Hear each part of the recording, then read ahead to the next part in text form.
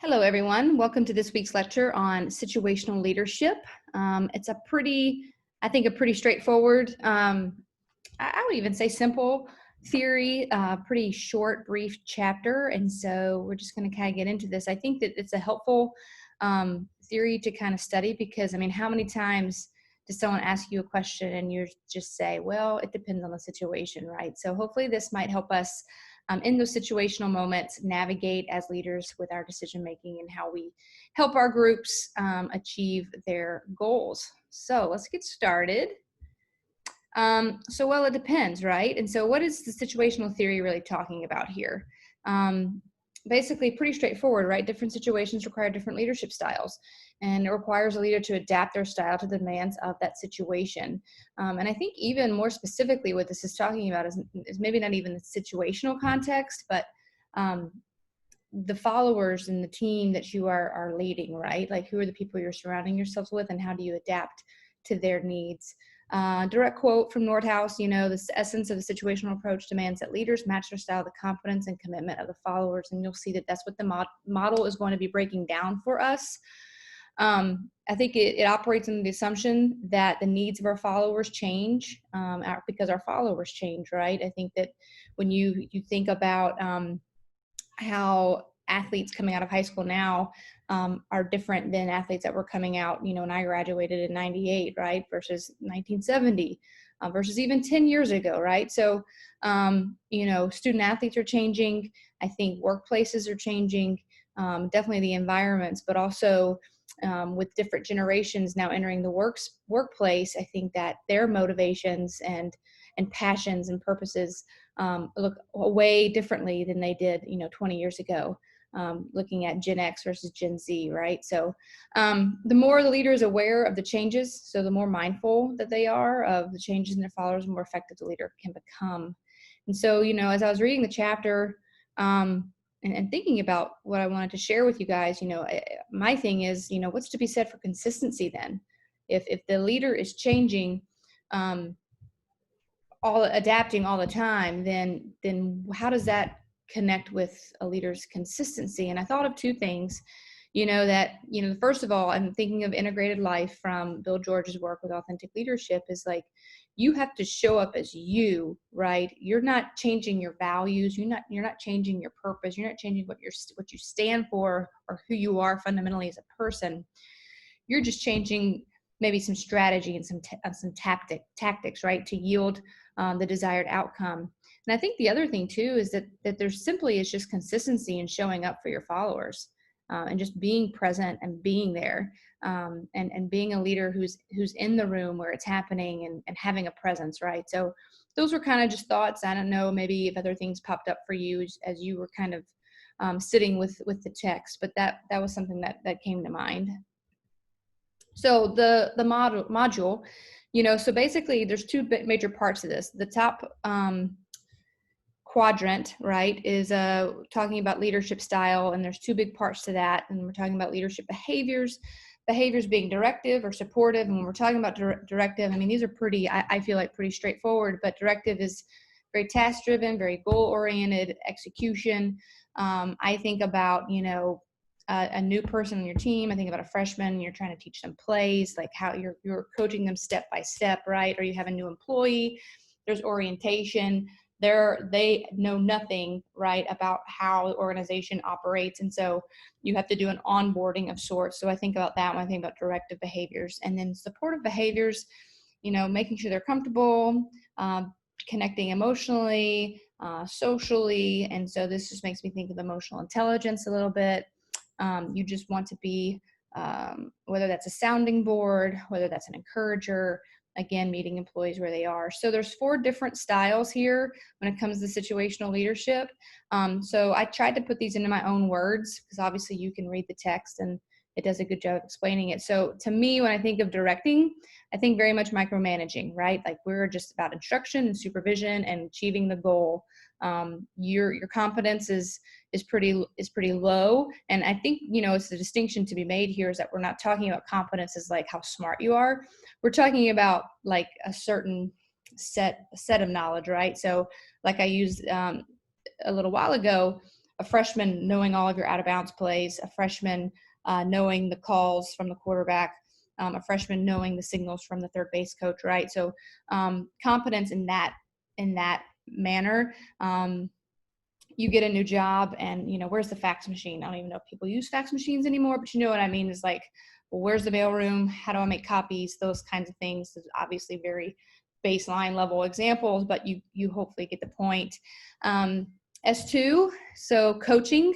I think this is kind of like an all hands on deck. Like you're trying to pull everything out of them, and you're no stops. You're doing everything that you can to help increase their level of competence, and also to engage them at a higher level. So this is like you're throwing the kitchen sink at them, right? So S3 is supporting. So, you support them with the intent of maximizing the follower's skills. So they're a little bit all over the place. And so you want to make them feel good about themselves, really. That's what I think the supporting is telling us. You want to highlight their strengths. You want them to know how their strengths impact the success of the team or the organization.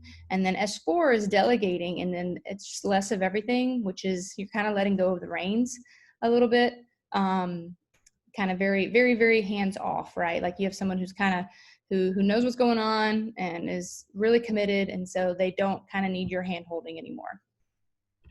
So the other major part is the followers developmental level, which is that kind of backwards, grid at the bottom.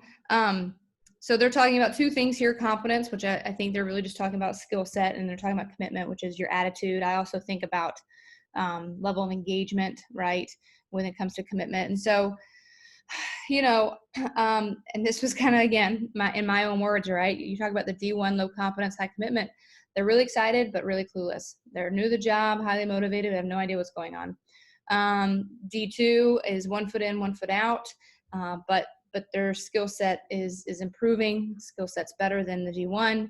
D3, they're just kind of sometimey. This is your follower, right? They're a little unpredictable. You don't really know maybe what you're going to get day in, day out. And then your D4 is winner, chicken dinner. Like that's what we all hope to have as followers, right? So some identified challenges for the leader is to increase the skill set while maintaining engagement.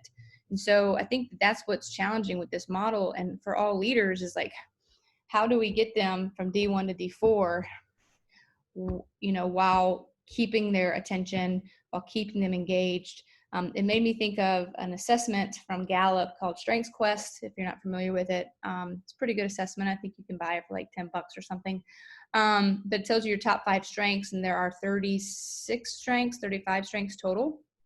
But the whole premise is, what they've started using this for in the workplace is to increase the level of engagement. So the premise is, here's your top 5. Focus on these 5 and do them really well. Don't worry about your weaknesses, because the more time people spend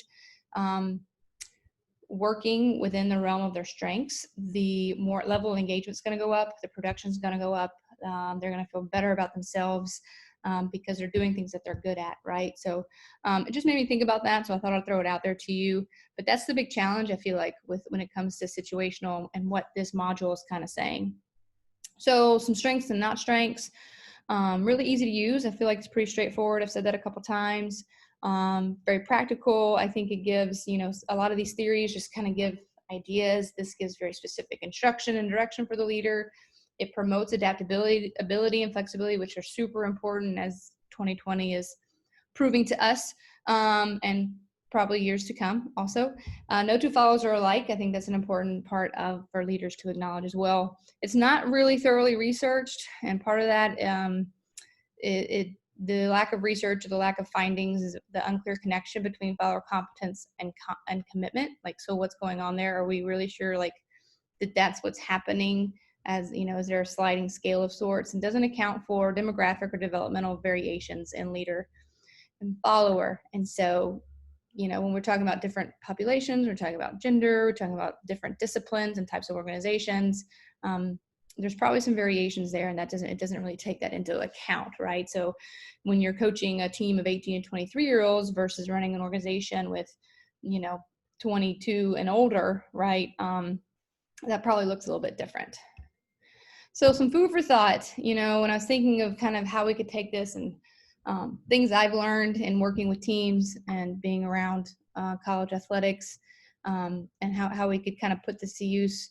You know, when I talk to teams, a lot of them want to talk about communication. We need to improve our communication. And this is where this boils down. What this boils down to is you have two types of communicators, and I'm just breaking this down very simply.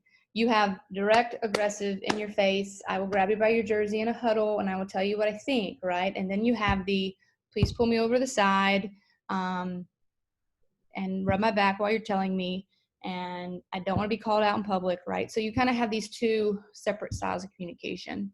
So very, very different. Here's what we talk about when I'm working with teams. What does the moment, right, or the situation require when it comes to communication in order to be successful? Because here's the thing, that there are going to be some moments when the in your face, loud, aggressive, get your act together kind of communication is what the moment requires. If it's the fourth quarter, right, or if it's the last sprint, right, or if you need a fire lit under you, then that is the voice that you're going to need, right, in that moment in order to be successful. Now, there are also other moments where that's not going to help at all. And so what's important for people and when it comes to these situations is recognizing what the moment needs. Do you need aggressive, or do you need a little bit more supportive, right? And so when I talk to teams, here's what I end up kind of saying them for the sometimes, okay? Also, for the group of people, and I am a grab you by the collar kind of a leader. For those people, myself included, we need to speak the truth with love. Okay, we need to remind ourselves of that. I think that would help that style of communication. For the less direct communicators, you need to speak the truth even if your voice shakes, even if you're uncomfortable, even if you don't want to, even if it scares you to death. You need to speak the truth even if your voice shakes. Now, what's the common denominator in both those statements? Speak the truth with love, speak the truth if your voice shakes. It's the truth, which again is what the moment requires in order to be successful. Okay. Motivating others requires us to understand their personal motive. And so, you know, I also just kind of wanted to talk a little bit about, you know, how I think this kind of goes back to how, you know, we must assume that the needs of followers change. And I think that they do. And so as a leader, if you're trying to motivate someone, then you must understand what got them here in the first place, right? So the historical context, like what is their own personal motive? Where are they coming from? Like if they're having an issue, what's at the root of that? Well, how are they playing a sport in college? Why are they in college athletics?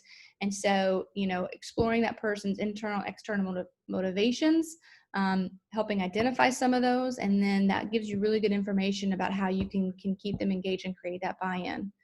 A couple other things when it comes to communication, and I think with situations, I think it's important that we always choose a seat, not a side as leaders. I think we have to be open. I think we have to